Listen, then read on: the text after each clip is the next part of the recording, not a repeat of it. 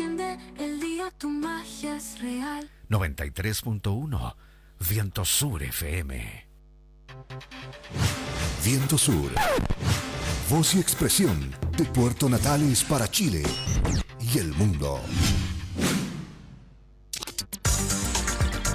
Estás escuchando por Viento Sur.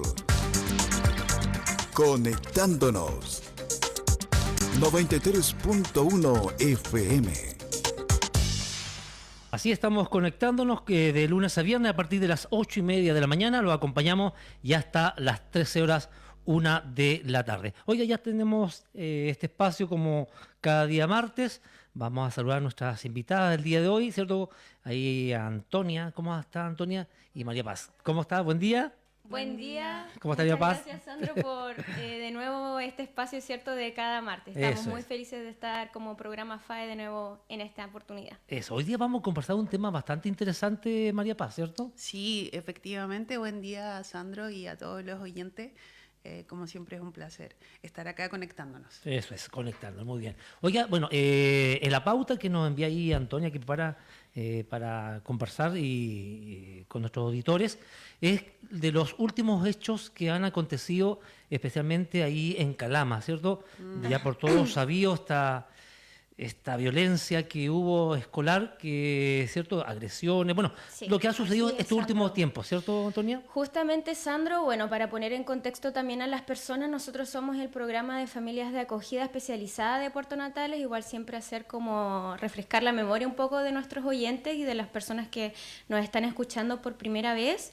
Nosotros somos el programa que restituye el derecho a vivir en familia de niños, niñas y adolescentes que han debido ser separados de sus casas, de sus familias de origen, debido a graves vulneraciones. En ese contexto es que nosotros buscamos familias de acogida que quieran ser hogar temporal para estos niños, niñas y adolescentes, y por eso es que también estamos en estos espacios para sensibilizar a la población acerca del cuidado de niños, niñas y adolescentes y cómo como comunidad podemos nosotros poder restituir este derecho a vivir en familia. De todas maneras. Y por supuesto tratar de vincular a nuevas familias de acogida. Eso es. Y en ese contexto trajimos para el programa de hoy un tema bastante particular que es de contingencia, que es la violencia escolar a nivel país. Bien sabemos que el 27 de marzo en Calama se vivió un hecho de grave violencia escolar y a raíz de eso se han vivido varios otros hechos de violencia en el ámbito educativo. Claro. Bueno, instituciones como el Ministerio de Educación y la Superintendencia de Educación han alertado sobre esto y han puesto medidas. Por ejemplo, la Superintendencia también emitió un instructivo de medidas de seguridad en establecimientos educacionales, pero más allá de irnos como al ámbito educacional, nosotros queremos hablar también de lo preventivo. Exacto. También el Colegio de Profesores también fue uno de los que discutió un poco esta medida de la Superintendencia porque solo se habla como desde la prevención, ¿cierto? Pero no de tratar este tema a nivel estructural. Entonces, ¿cómo nosotros lo abordamos como comunidad, antes de que estos hechos de violencia ocurran en los establecimientos educacionales? También estábamos hablando, Sandro, antes de que partamos en vivo en este programa, de que las escuelas no pueden ser solamente estas guarderías, ¿cierto? Que los papás van a dejar a los niños, a los jóvenes, Claro. y la educación solamente se aborda desde estos establecimientos educacionales, sino que parte desde la casa y nosotros como programa FAE justamente trabajamos estas habilidades parentales, estas competencias parentales y desde ahí lo queremos abordar. Claro. Desde cómo nosotros podemos prevenir a estos hechos de violencia de nuestros niños, niñas y adolescentes y también no ver a nuestros jóvenes como...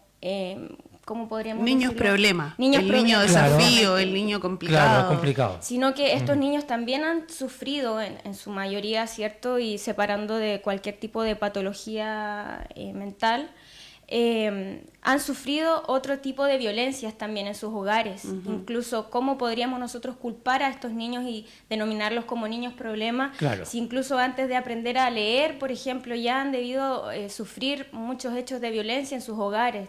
y que es algo estructural, que ha sido un ciclo interminable de hechos de violencia que nosotros desde estas competencias parentales creemos fielmente que podemos terminar.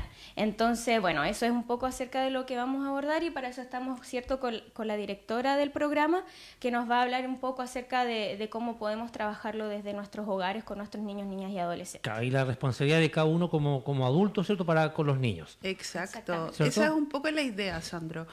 Como bien decía Antonia, estamos en un contexto súper complejo a nivel nacional, pero creo que se ha perdido un poco el foco en la responsabilidad que tenemos como comunidades.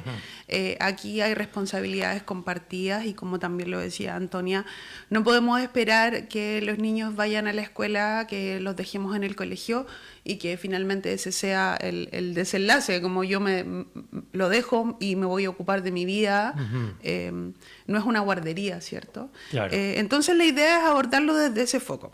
La idea es poder reflexionar y desde dónde nos paramos como adultos para gestionar y ayudar a estos niños. Lo que vemos hoy día, la violencia que vemos en los establecimientos y las dinámicas de los chicos, es el culmine de un síntoma, no es algo que deviene de un momento instantáneo que ocurrió y hay una cadena de cosas que ocurren previamente a eso. Como decía Anto, muchos niños, niñas y adolescentes, incluso antes de aprender a hablar, ya han sufrido situaciones de vulneración. ¿Y qué pasa con esos adultos? ¿Cómo hoy día le mostramos a estos adultos que también en su historia de vida han tenido violencia?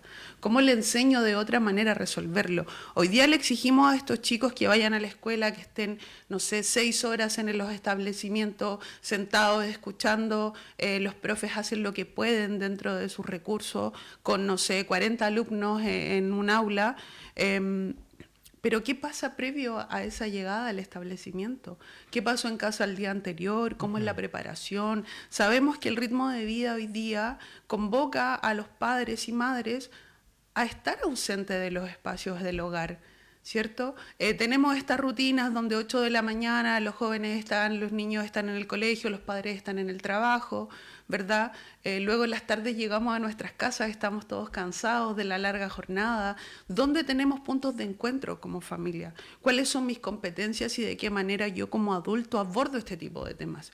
Tengo un espacio de conversación en mi casa donde yo pueda preguntarle a mi hijo, oye, ¿cómo te fue? No desde el interrogatorio de la nota, no desde el saber cuánto aprendió, pero tal vez de cómo se sintió en la escuela. Claro, no algo mecánico, María Paz, porque claro, dice, ¿cómo te fue? Bien. Y terminó. Y terminó la conversación. Sí, ¿cierto? ¿verdad? Quizás ahí ir un poquito más allá. Y recuerdo que en el espacio que teníamos acá con otro profesional psicólogo del CEFAM, claro, estar uno como adulto alerta y atento a algunos cambios que pueda tener el estudiante, bueno, el hijo. Ajá, en este caso. En las casas. Si se está aislando, si se va inmediatamente a su pieza, no come, no comparte, ahí hay que estar atento uno como padre, como adulto. Exacto. Y yo iría un poco más profundo, Sandro, a cómo yo me gestiono como adulto, como padre, porque, a ver, aquí es súper importante entender que los adultos efectivamente cumplen un rol de cuidado, que es el de padre-madre, ¿cierto? Pero eso no los deja como únicamente en este rol de padre-madre, son individuos también, hay una historia atrás. ¿Cómo yo me gestiono como adulto? Si yo le estoy pidiendo a mi hijo que tenga tolerancia a la frustración, ¿cómo me gestiono yo como adulto respecto a la frustración? Y eso es un poco la temática asociada a las competencias parentales. Hay diferentes niveles de competencias parentales, no son algo innato, son cosas que se pueden ir aprendiendo en el transcurso del ejercicio de la parentalidad.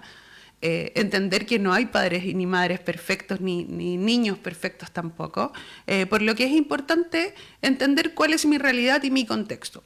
Entonces, a partir de eso, pensando en los focos preventivos, la importancia y el llamado a la reflexión es de, si yo exijo algo afuera para mi hijo o quiero algo para mi hijo, ¿cuánto de eso lo tengo para mí? Si yo quiero que mi hijo no tenga tolerancia a la frustración, ¿cómo lo estoy guiando a tener tolerancia a la frustración? los niños aprenden por medio de lo que ven. Entonces, si yo le estoy diciendo, oye, no te frustres porque te sacaste mala nota, pero resulta que yo tengo un mal día en el trabajo y llego a golpear las paredes, o me enojo con todo el mundo, o no llego a mi casa porque estoy muy frustrado, eso es lo que el niño está incorporando. No es el discurso que le diste. Porque tú le puedes decir, oye, hazlo así. Yo utilizo mucho un ejemplo con los adultos que es el del tabaco o el del cigarro. Yo le puedo explicar a un niño con mapa, con imágenes, con videos, que el tabaco hace daño, que da cáncer, etcétera, etcétera. Pero resulta que yo me fumo una cajetilla todos los días. Por mucho que yo salga fuera de mi casa, Claro. no sé qué, lo que el niño está entendiendo es una disonancia cognitiva. Porque yo estoy escuchando algo, pero estoy viendo otra cosa. Entonces, esa es un poco la temática que estamos intencionando hoy día, buscando esa reflexión de cómo yo desde mis competencias y desde mi capacidad como adulto estoy gestionando a mi hijo también. Como tú decías, hay una seguidilla de cosas, una seguidilla de síntomas que es posible evidenciar antes de este desencadenante masivo que es, en este caso lamentamos la muerte de la profesora, ¿verdad? Pero hubo una cadena de cosas que ocurrieron antes. Entonces, Claro. hay una diferencia muy importante y que tú hacías un guiño un poquito hace un rato, entre estar disponible y estar dispuesto.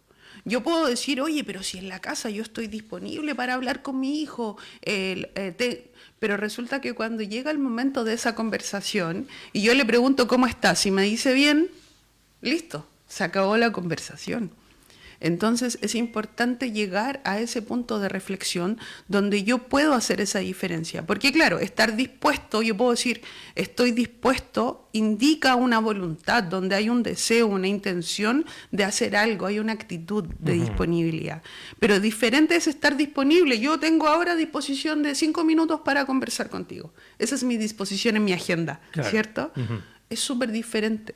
Entonces, la reflexión es esa, cómo desde mi casa, en mi espacio de convivencia, yo regulo y modulo estas situaciones. Entonces, si yo efectivamente le estoy pidiendo a mi hijo que estudie en casa, por ejemplo, pero no tiene ningún espacio ni material de lectura, ni ve a sus padres, ni ve a sus adultos leer o no, es súper difícil que el niño tenga esas prácticas incorporadas si es que no las trabajamos desde antes. Insisto, no es padres perfectos, aquí no estamos dando una receta de, oye, si haces esto, Claro. va a pasar esto. Pero sabemos, y la evidencia ha demostrado, que cuando hay estructuras, cuando podemos gestionar el ejercicio de nuestra parentalidad, cuando podemos guiar a nuestros hijos, hijas, respecto a sus emociones. A nosotros, como generaciones, nadie nos enseñó a modular nuestras emociones, incluso a reconocerlas cuando tenemos rabia, cuando tenemos pena. Nadie nos enseña lo que esas emociones nos generan. Sin embargo, hoy día tenemos la posibilidad de mirar y de modular para nuestros hijos. Entonces, si yo veo que mi hijo está frustrado, mi hija está frustrada o tiene rabia, mostrarle qué es lo que está sintiendo. Entiendo que tienes rabia, porque les estamos modulando la emoción. Lo que sientes es frustración, lo que sientes es rabia. ¿Cómo lo modulamos?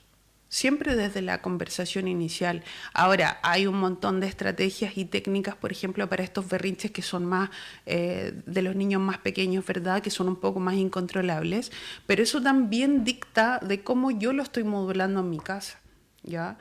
Finalmente es una cadena de cositas que van ocurriendo y que es súper importante que volvamos siempre a la reflexión de que son mis competencias las que van a modular a mi hijo, y esa modulación se da en todos los ámbitos, como no es solo en el establecimiento, como son las relaciones con sus amigos, yo sé con quién se vincula, sé con quién se relaciona cuando son más adolescentes, sé cuáles son sus tiempos y sus rutinas, sé cuál es la mamá de su mejor amigo.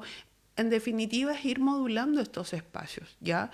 Y efectivamente esto no quiere decir que los adultos no puedan, no sé, tener diferencias con los profesores, ¿ya? Eso, Claro. como no estamos hablando de eso necesariamente. Por ahí se ha hablado harto de que los papás tienen el derecho de exigir ciertas cosas a los establecimientos y eso está súper bien. pero en el fondo, ¿cómo podemos exigir algo afuera que tampoco tenemos dentro del hogar? O que estoy cumpliendo yo al interior del hogar. Exacto. Y también cuál es la corresponsabilidad de esa exigencia a los establecimientos. Porque yo puedo Claro. decirte, oye, tengo esta lista de exigencias, pero ¿cuánto yo estoy contribuyendo a ese espacio? Si muchas veces los adultos ni siquiera van a las reuniones de apoderados. Entonces, Claro. ¿qué importancia tiene para mí como adulto involucrarme en la vida de mi hijo o hija en todos los ámbitos? Oye, y María Paz, es algo que mencionas tú, por ejemplo, es el hecho de yo como papá, o mamá, como padre, o tutor del hijo en este hogar, claro, el hecho de yo de no comprometerme, de no estar interesado, ejemplo, de no ir a una reunión de apoderados. Igual no está el compromiso de papá. Y ahí se puede decir, entre comillas, como que yo voy a estar, no sé si estoy vulnerando los derechos, pero no hay una preocupación importante para algo que es importante como los estudios. El Exacto. compromiso como papá o como mamá. Sí, no necesariamente pudiera haber una vulneración en solo un hecho, Claro, pero tal vez si vamos mirando el contexto en general. Es una constante en otro aspecto. Exacto, ahí sí pudiéramos estar mirando, Sandro, algunos elementos de vulneración, pero efectivamente este involucramiento dicta relación con qué le estoy mostrando a mi hijo de cuánto me importa. Porque yo le puedo estar diciendo, no, si yo estoy preocupada, estoy involucrada, pero resulta que al momento de accionar y de generar este compromiso en acciones, no asisto a la reunión. Entonces, ¿qué mensaje le estoy entregando también? A eso voy, a que es importante darnos cuenta de cómo estamos sobrellevando el ejercicio de nuestra parentalidad. Puede ser una sumatoria de hechos, de acontecimientos que, ¿cierto? Y estoy pensando ahora, por ejemplo, María Paz y Antonia, que ejemplos, pero es una sumatoria de cosas, ya, no asistir a una reunión de apoderados. O de repente dijo, oye, el hijo le puede decir, oye, ¿sabes, papá? Hoy día tengo una muestra de básquetbol que es mi primera clase. Ah, qué bueno. Pero a lo mejor el joven, dentro de su comunicación, le estoy diciendo a mi papá, oye, se haga presente. que se haga presente, oye, necesito que tú estés porque es importante para mí, porque hoy sé que es mi primera muestra de básquetbol hoy día en el club, no sé, por decir. Y, qué bueno, que te vaya muy bien. Pero a lo mejor dentro de eso está comunicando algo importante que es para él. Efectivamente, eso nosotros lo titulamos, bueno, no nosotros, nuestro grande maestro y lo que hay de investigación, lo posicionan como competencias reflexivas. Hay un componente de esas competencias que dice relación con la anticipación a escenarios relevantes. Y es la responsabilidad del adulto visualizar cuáles son esos escenarios. Y efectivamente es algo que se va entrenando, es algo que se va trabajando. Pero ¿cuánto me anticipo yo, por ejemplo, a una prueba? No sé, la profesora me dio el calendario de pruebas y resulta que faltan 2 semanas para una prueba. ¿Es un escenario irrelevante? Por supuesto que es un escenario Y relevante. claro, el hijo le puede decir, oye, me cuesta mucho matemática, papá, no me gusta matemática. Ah, chuta, pero estudia, mijo. Pero y ahí vamos lo que decimos en la sumatoria de hechos, ¿cierto? Que el básquetbol, qué bueno. No fue. Me cuesta en matemática. Ah, bueno, estudia, mi hijo, presta más atención en la clase. No fue a la reunión. Claro, y ahí vamos sumando pequeñas cositas que... Efectivamente. Y ahí volvemos a posicionar la disposición. Yo puedo decir, no, pero oye, si yo le pregunté a mi hijo, sé que tiene el partido de básquetbol. Oye, yo sé que tiene la prueba. Pero ¿cuán disponible estuve cuando él me pidió ayuda? En lo efectivo. Y ojo que con esto no es sabérselas todas. Como que en realidad no es que tú vayas a entrenar el equipo de básquetbol. Ya no se trata de eso, no es que tú seas experto en matemáticas, pero si efectivamente no tienes el recurso individual, tu obligación como adulto es buscarlo. Entonces tal vez no vas a poder ir a la muestra de básquetbol porque tu trabajo no te lo permite y eso es razonable. Pero ¿cómo mitigo ese daño en el fondo de esa ausencia?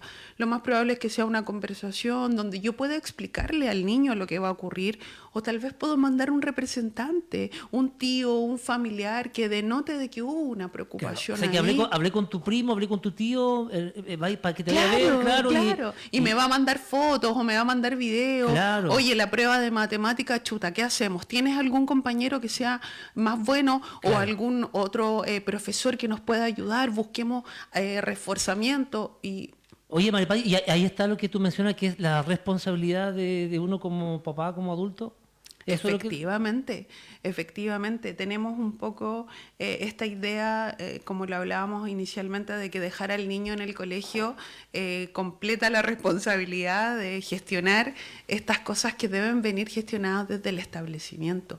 No puede ser que nos estemos deteniendo en las escuelas a modular las emociones de los niños cuando debemos estar aprendiendo otras cosas, ¿ya? Entonces, por eso es en la casa donde debe partir. Y efectivamente también ir mirando o posicionando esta mirada que tenemos de adultos también del mundo. ¿A qué me refiero? Es muy común esto del ojo por ojo. Claro. ¿Ya? Sí. Oye, si un niño te pega en el colegio, mándale de vuelta. Claro. Entonces, y esperamos que el niño no tenga conductas violentas. Claro. ¿Ya? Entonces, vuelvo, reflexionar. No estamos culpabilizando. Aquí nadie está diciendo que los adultos tienen la culpa, de que sabemos que hay algo más profundo que tiene que ver con un sistema y que ha venido cambiando. No es lo mismo, lo hablábamos, Sandro, antes de ir al aire, ¿verdad? No es lo mismo criar y educar un niño hace 28 años atrás, ¿cierto? Donde los accesos eran diferentes, donde la comunicación era diferente, donde incluso el respeto se miraba de otra forma. Yo recuerdo de mi educación que lo que el profe decía era la verdad, y no había cuestionamiento de aquello. Entonces, de alguna manera, este traspaso de mi pensamiento como adulto se ve reflejado en las acciones y en cómo yo le traspaso al niño esta forma, ¿cierto? Entonces, entendemos que queremos una comunidad escolar, un barrio o un entorno con menos violencia, pero resulta que cuando mi hijo me llega contando que un compañerito le pegó, lo primero que hago es decirle, pégale de vuelta. Claro. ¿Ya? Entonces, con cosas básicas. O discúlpame ahí, María Paz, el hecho también ya. Si el profe te habla fuerte, no permitas que te hable fuerte. No sé, algo claro, así. No permitas que te digan esto. No, claro. Entonces... Ahora, esto no quiere decir que todos puedan hacer lo que quieran y que el profe maltrate a los niños. No, claro. No estamos hablando de eso. Pero hay estructuras que deben de venir preliminarmente al establecimiento educacional. Estamos bajo la lógica de que la escuela debe ser un segundo anillo de seguridad. El principal es la casa. El principal es el hogar, sin importar el tipo de hogar que tengas, porque puede que esté madre, padre, abuelo, tío, primo, que no esté papá, que no esté indistintamente del escenario en el que te encuentres, tu primer círculo y tu primera barrera es la socialización primaria, que es en la casa. Es lo primero que aprendemos e incorporamos. Entonces, ahora, insisto en que la reflexión debe ir siempre más profundo. ¿Cómo yo le voy a exigir a un papá que no le diga a su hijo esto del ojo por ojo, si resulta que, lo que decía Antonia, antes de que ese papá, ese adulto hablara o incluso escribiera, ya estaba siendo maltratado físicamente, por ejemplo? Entonces, ¿desde dónde me voy a parar para exigir también? Y ahí yo creo que es la reflexión comunitaria, no solo de los padres y madres, sino también de los espacios escolares, también de los profesores, el poder problematizar los escenarios, que no es que ellos se tengan que hacer cargo de esa situación, ya no es la invitación a como, oye, tú resuelves los problemas de estos adultos. Pero es también mirar desde la compasión, desde la empatía, que es súper posible que, por mucho que intenten explicarle a este adulto que esa no es la forma, hay una historia atrás que le dice a ese adulto que esa es la forma. Claro. ¿Ya? Entonces creo que la reflexión va ahí bien profunda y asociada a las competencias parentales, la importancia de que la violencia escolar no es solo un golpe. No es solo el síntoma como culmine de la situación. Dice relación también con un montón y un universo entero de dinámicas que pueden ser violentas. Desde un sistema, digamos, estructural que nos mantiene 8 horas fuera de nuestro hogar, ¿cierto? Donde, y vuelvo un poco a este contexto anterior, donde era mucho más común que las jornadas eran cortas, al menos, insisto, desde mi educación, no sé desde tu experiencia como con tus hijos en el colegio, pero donde había al menos un adulto en la casa, donde era más posible llegar a esos espacios de comunicación, donde había un adulto más disponible tal vez a mirar mis tareas, a estar encima, a sentarse conmigo, a efectivamente hacer la responsabilidades escolares, a participar de las reuniones, ¿cierto? Y todos estos elementos que son detalles que creo que el mundo y la velocidad en la que hoy día vivimos en este contexto ha ido disminuyendo esa brecha cada vez más, sin ir más lejos, todo lo que experimentaron los adultos en pandemia. Claro. O sea, cuando tuvieron a los niños en las casas 24/7. ¿Ya? Entonces, la reflexión es mucho más importante. Hoy día vemos como consecuencia de todo este paradigma y esta evolución que hemos tenido, la violencia a este nivel desmedido en los espacios escolares. ¿Cómo podemos prevenirla? En la mesa del comedor, en casa, donde podamos conversarla desde la empatía del adulto, de entender los procesos por los que está pasando el niño, niña, adolescente. No es lo mismo tener un niño de 6 años a tener un adolescente de 15, ¿ya? Claro. Entonces, primero, como adulto, cómo yo me gestiono, cómo yo me administro, cómo yo vivo la alegría, cómo yo vivo la tristeza, cómo... Si mi hijo me ve triste, ¿tengo las herramientas para explicarle que estoy triste y que no pasa nada con estar triste?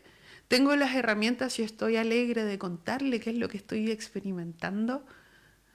Y así yo creo que la partida inicia desde el reconocimiento de nuestra propia gestión como adultos para poder modular a los niños, niñas y adolescentes.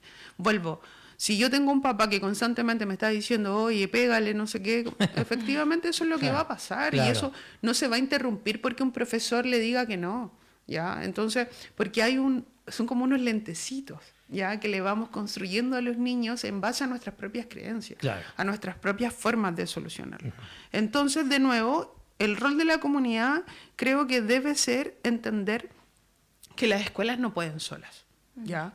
Como que por mucho que pongamos la responsabilidad y el foco en los establecimientos, las escuelas no tienen la capacidad de hacerlos de manera sola. Somos todos, es la comunidad, lo mismo que hemos hablado como FAE, Claro. en el fondo, que es la comunidad, es la sociedad civil la que puede generar estos cambios. Y que ahí, María Paz, tú hablabas del primer anillo que es en nuestro hogar, ¿cierto? Los papás, los que constituyen este hogar, el primer anillo es la formación. Después está este otro apoyo o la formación en los colegios, segundo anillo. Y después lo que mencionas tú, el hecho de comunidad, de estar atento, el vecino, el barrio, estar atento a todo. Si yo veo que tengo mi vecino más pequeño y veo que está todo el día solo, no hay Claro. nadie. Bueno, hablo de un ejemplo. Sí, sí, Ejemplo, no claro. estamos- Veo que mi vecino, ¿sabes qué? Hoy están los chiquitos de 2, 3 años, o 6, 7, 8 años, están todo el día. Oye, vecina, no sé, ahí va el compromiso de todo. Somos una comunidad, como comunidad. eso. Y por último, yendo más cerca, o sea, si tengo no solo el vecino, pero el compañero de curso de mi hijo. Claro. O sea, ahí debe haber una comunidad y estoy segura que en la mayoría de los cursos no se da justamente por todas estas dinámicas, por el tiempo, por cómo yo lo veo, por cómo yo lo miro, porque no me interesa, porque... Y efectivamente puede que haya un compañerito que esté pasando lo pésimo. Y que como adultos prefiero como no le pasa a mi hijo. No me Claro, importa. claro. ¿Ya? Y eso no pone a las comunidades como malas ni buenas, no estamos aquí haciendo ni juicios ni culpando a nadie, solo estamos Ajá. reflexionando en torno a las situaciones. Pero qué importante que es como comunidad que podamos cuidarnos entre nosotros, que podamos justamente mirar y resolver, que nos alertemos, que nos visualicemos como redes de apoyo, que construyamos hacia ese universo donde podemos proteger a la infancia. Es lo único que tenemos. Claro. Es lo único que tenemos como sociedad. Y de ahí, por ejemplo, viene, creo cierto, de todos estos elementos que uno va viendo, cosas que uno como adulto va dejando de lado, algunas cosas de los niños o adolescentes, y es una sumatoria, y después esto conlleva que estos jóvenes sean vulnerados en sus derechos en sí. Y ahí está el rol de ustedes, de Exactamente. poder, ¿cierto?, de que los jóvenes no sean vulnerados en sus derechos, ¿cierto? Y hay un trabajo de comunidad, como dices tú, pero también el trabajo de usted como FAE. Sí, efectivamente, nuestro rol o parte de nuestro trabajo dice relación con las competencias parentales, donde abordamos este tipo de temáticas. Y en la misma lógica, no es lo mismo acoger a un niño de 6 años que acoger a un niño de 15, ¿cierto? Más en este contexto. Entonces, nuestra obligación un poco es poder mirar esas competencias, desde ahí vienen las evaluaciones, ¿cierto? Todo esto que nos permite mirar dónde los adultos son más capaces o donde tienen más fortalezas, y lo que tal vez está un poco bajito es algo que nosotros vamos trabajando desde las competencias parentales. La mayor importancia se la damos al vínculo, por supuesto, que puedan establecer estos adultos, pero también, Sandro, miramos estos componentes. Esto de decir, oye, yo voy a acoger como adulto, ¿cómo me gestiono a mí mismo para poder acoger, para poder cuidar? Y es algo que vamos trabajando mucho. Hace muy poquito tuvimos un taller de competencias parentales donde estuvimos con las familias que están recién acogiendo y donde hablamos de estas problemáticas y donde efectivamente ellos van reconociendo en su reflexión, oye, sí, parece que efectivamente yo fui muy flexible, oye, parece que efectivamente fui muy estructurado, oye, parece que me falta más vínculo, oye, y donde se va reflexionando y se van buscando soluciones colaborativas y comunitarias. Es parte del trabajo que hacemos. Vuelvo a repetir, no es como que demos una receta y que esto se solucione y que ya nunca más vuelva a pasar, sino que buscamos los mecanismos para que estas familias tengan la mayor cantidad de competencias y que siempre podamos ir haciendo ajustes en relación a aquello. Yo creo que el acogimiento puede ser un mecanismo de sanación. Creemos y confiamos en que puede haber una sanación mutua, digamos, paralela entre un adulto que está acogiendo de corazón y quiere acoger para contribuir, y también este niño o niña que requiere esta reparación o esta restitución de derechos. Entonces creo que hay en conjunto un repararse. Ya, obviamente que no es el objetivo, pero creo que se da per se en los acogimientos y estamos súper comprometidos con eso. Y nada, yo creo que si este mensaje llegó a los oyentes y creemos en una crianza sin violencia, creemos en una crianza que puede ser diferente, a pesar de lo que a nosotros nos haya tocado, los invitamos a acercarse al programa, a conversar, incluso desde las ideas, desde el poder contribuir como sociedad, a la vida de estos niños, niñas y adolescentes que son lo que tenemos. Como nosotros somos todos jóvenes, lo sabemos, pero efectivamente ya hay un transcurso de vida. Ya lo que nos queda hoy día es proyectar eso para nuestras niñeces, nuestras infancias, para el futuro. Es lo que va quedando. Eso es. Oye, interesante tema que hemos conversado el día de hoy, de la violencia escolar, también la responsabilidad de uno como familia, la responsabilidad como los establecimientos educacionales y la responsabilidad también como comunidad. Exacto. ¿Cierto? Oye, bueno, Antonia, quizás podemos, a la gente que nos está escuchando y viendo, cómo comunicarse con el FAE, las diferentes instancias que tiene usted para que la comunidad esté junto a ustedes o comunicarse con ustedes en este caso. ¿Cierto? Sí, bueno, sujetarme un poco de lo que dijo María Paz, de que la respuesta justamente del FAE Puerto Natales entrega esta respuesta comunitaria ante la violencia que estamos viendo en nuestro sistema educacional, pero no solamente que desde nuestros estudiantes, sino que es una violencia estructural, ¿cierto?, de cómo está funcionando este sistema actualmente. Por ende creemos de que la respuesta para poder terminar con este círculo vicioso es justamente ser familia de acogida. Y para eso, las personas que deseen postular pueden hacerlo a través de la página web del Servicio de Protección Especializada, que es www.servicioproteccion.gov.cl, o también nos pueden encontrar en nuestra oficina, que está ubicada en Yungay 356, acá en Puerto Natales. También nos pueden llamar al fono 612-270-357 o también contactarnos al WhatsApp más 569-92350943. Esos son nuestros canales de comunicación. También tenemos redes sociales, Facebook e Instagram como FAE Puerto Natales. Nos pueden escribir, podemos agendar una reunión informativa en donde a las personas interesadas les podemos entregar mayor información acerca de todo el proceso de acogimiento y de ahí iniciar la evaluación correspondiente a la persona o a las personas postulantes. Eso es. Así que, hoy interesante tema que hemos tocado el día de hoy.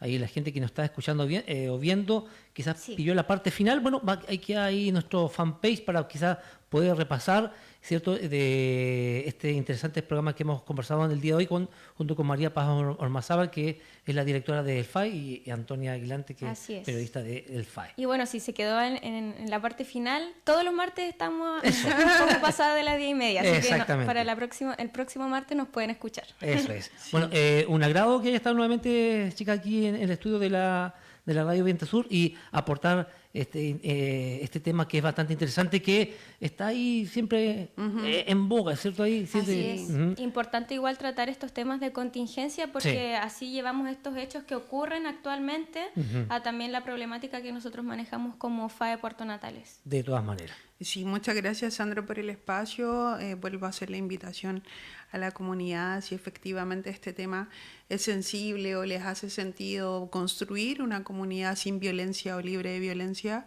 la invitación es acercarse, a conversar, incluso desde esto, charla informativa, ¿cierto?, donde podemos intercambiar opiniones, donde podemos escuchar a la comunidad y mirar nuevas formas de contribuir. Agradecida el espacio, le dejamos un saludo importante al equipo que está ahí en la oficina trabajando con mucho ímpetu. Sí. Y nada, estamos muy contentos siempre de este espacio, nos ayuda mucho también a hacer reflexiones como equipo. Así que nada, les invitamos a acercarse al FAE, a mantener contacto con nosotros y con la comunidad, y nos vemos el próximo martes en un nuevo capítulo. Eso es. Muchas gracias. Nos vemos el próximo martes. Que esté muy bien. Gracias, Muchas Sandro. gracias, Sandro. Chao, Nos chao. vemos. Chao. Viento Sur, Taylor Dane, viviendo la vida. Pointer Sisters, Eddie Money.